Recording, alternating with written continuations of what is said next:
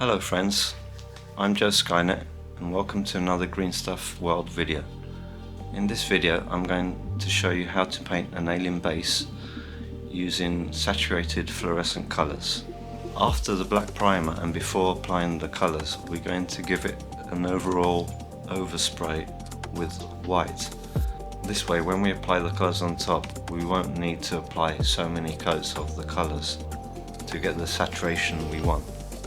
First I'm going to put on the palette the colours we're going to use for the stones.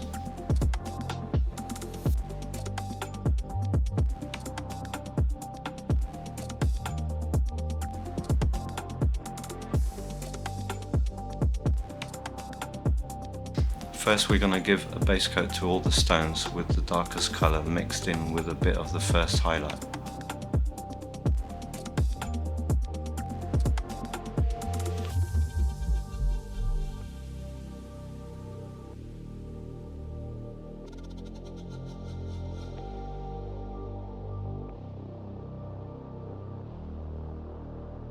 After that, with the first highlight, we're going to give it some random textures on top of the rocks.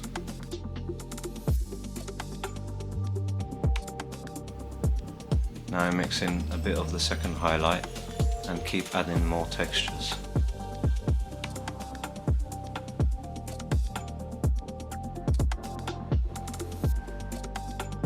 Once that is dry, we're going to start the lines with the second highlight.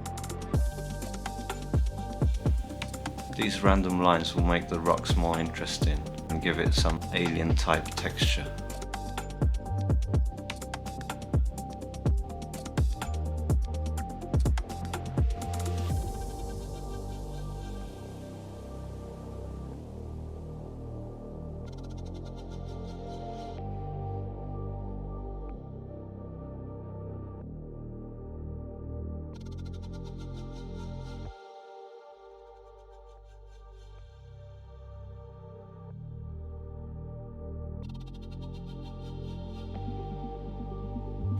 Now I use the third highlight colour and carry on going over the same lines we did before, but reducing the area of application.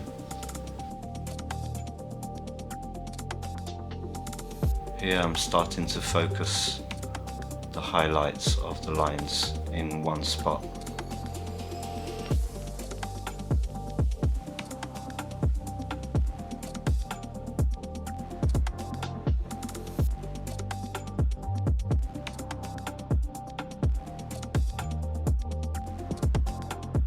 Few dots and scratches here and there adds to the texture.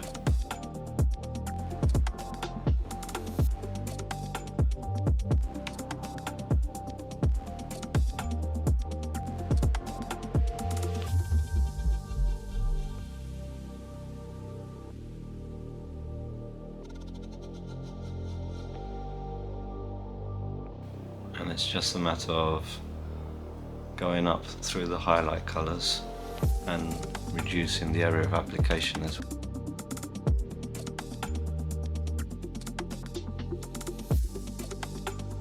Now with a bit of white added into the mix, I'm mainly focusing on adding a few dots here and there in the centre of the highlights.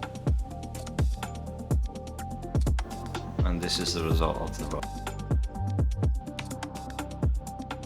Now we're going to move on to the alien eggs.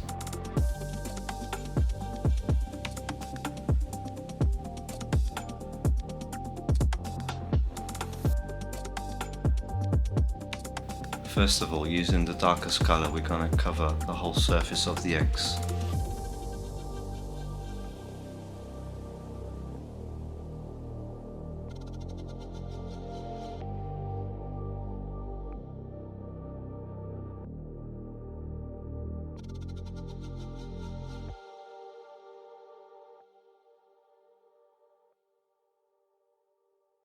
Once that is dry, with the pure white, we're going to start stippling on some textures in the center of the eggs.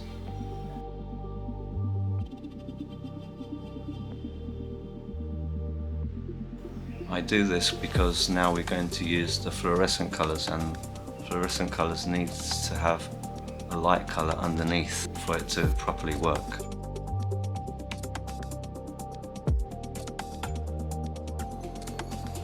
Once the white is dry, using the fluorescent colour as a type of wash, I glaze over all the white parts I did in the previous step. To speed up the process between colours, you can use the hairdryer to dry the layer. You might have to use a couple of coats for the fluorescent colours because they're very transparent.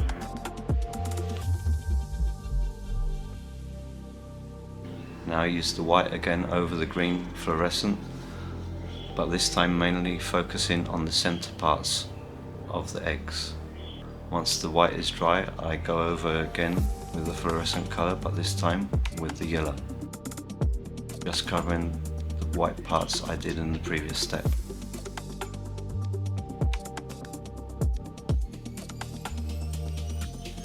Now to give it a bit more punch, we're going to add some white dots here and there and in the centre of the yellow highlight.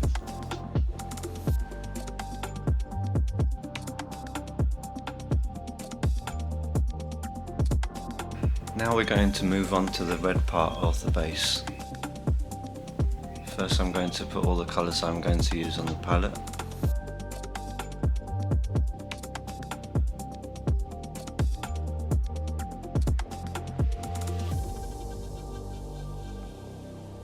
And using the darkest colour mixed in with a bit of the first highlight, we're going to base coat the whole area of application.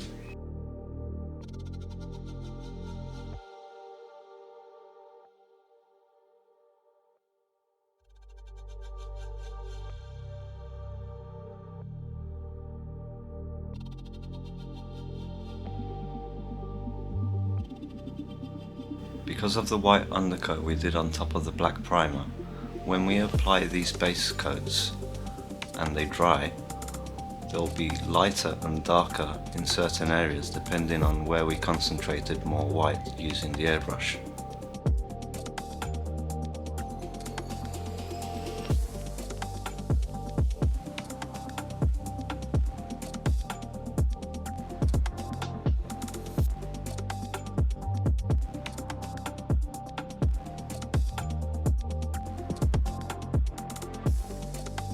Once the base coat is dry, we move on to the white. Same as we did with the fluorescent green in the eggs, we're going to prepare the area before applying the fluorescent paint. This is very important when using any fluorescent paint. You always have to apply it over a light colour.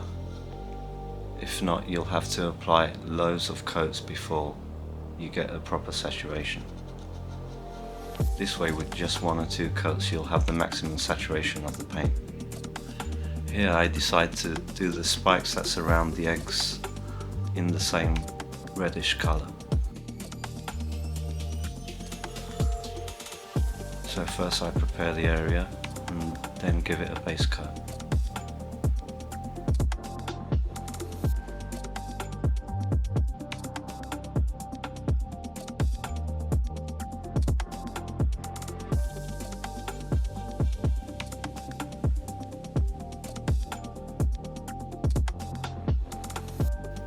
Once this base coat is ready, I go back to the white and start preparing the area for the fluorescent paint.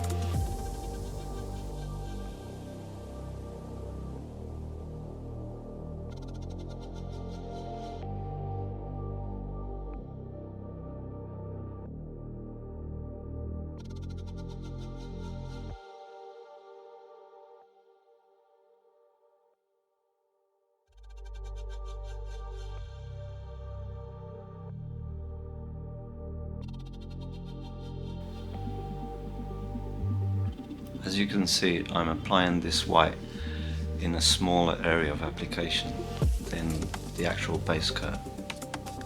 So I'm leaving quite a lot of the base coat colour behind. Now I go on to the first fluorescent colour, which is a reddish one, and cover over all the white areas we did in the previous step.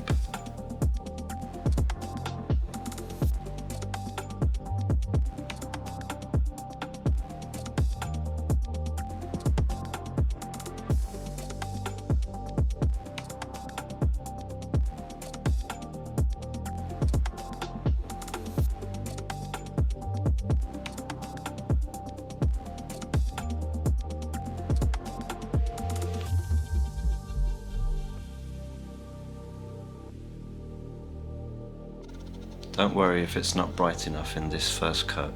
Let it dry and just apply another coat on top.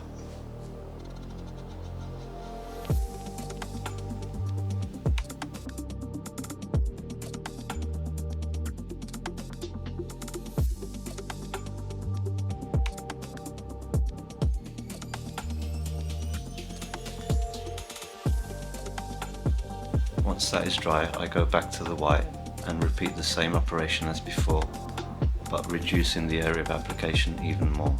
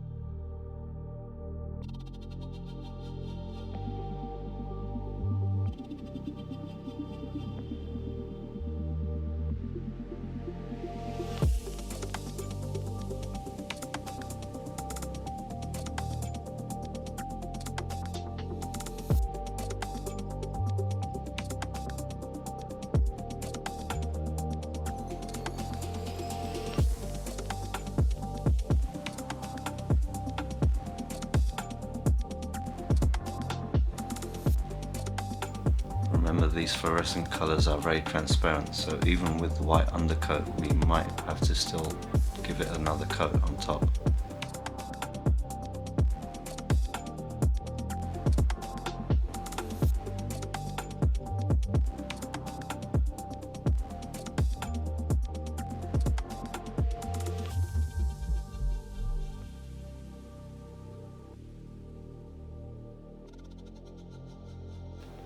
And this is the result so far. I hope you're enjoying the process.